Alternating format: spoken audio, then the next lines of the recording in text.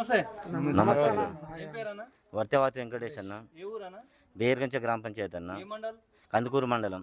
అయితే మీరు ఎలక్షన్ లో నిలబడ్డారా? అవునన్న, గెలిచిరా? గెలిచినామన్న. ఏం గెలిచిరు? ఏ సర్పంచ్గా ఎన్ని ఓట్ల మెజార్టీ? 118 ఓట్ల మెజార్టీ. మీ ఊరికి ఏమేమి సమస్యలు ఉన్నాయి?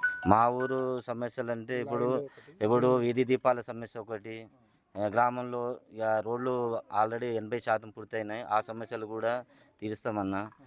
మళ్ళీ ఇక భూమి సమస్య ఒకటి ఉంది మా ఊర్లో, ఒక డంపింగ్ యార్డ్ ఒకటి, స్ట్రీట్ లైటు, కెమెరాలు, సీసీ కెమెరాలు. ఇక ఇప్పుడు నిరుద్యోగ సమస్య, చిన్న చిన్న సమస్యలు ఉన్నాయన్న. ఇప్పుడు దాన్ని కూడా మేము యూత్కి ఆదర్శంగా నిలబడి ఈ చిన్న కంపెనీలో కూడా ఉద్యోగాలు ఇద్దాం. గెలిచక ముందు ఇప్పుడు మీరు ఎలక్షన్ లో నిలబడ్డారు కదా, ఏమేమి హామీ ఇచ్చారు? ఏమేమి చేద్దామని హామీ? ఇగో నిరుద్యోగులకు ఉద్యోగాలన్నా, ఇప్పుడు మన ఎవరు ఇంటికాడు ఉన్నా, ఇప్పుడు ప్రతి ఒక్క ఆడపడుచులకు మరియు అక్క చెల్లెలకు ఏడు ఉన్నా కానీ ఇప్పుడు మనకు చుట్టుపక్కల ఉన్న కంపెనీలో వాళ్ళకి జాబ్ ఇస్తానని మాట ఇచ్చిన అన్న.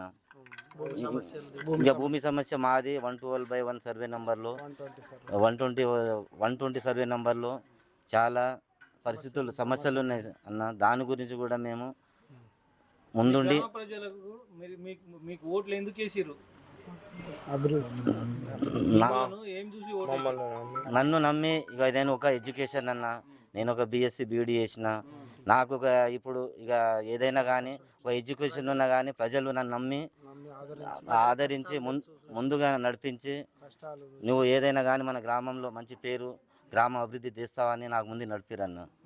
మీరు గ్రామ ప్రజలకు ఏం చెప్తారు? నాకు నమ్మిన నన్ను నమ్మిన ప్రజలకు నేను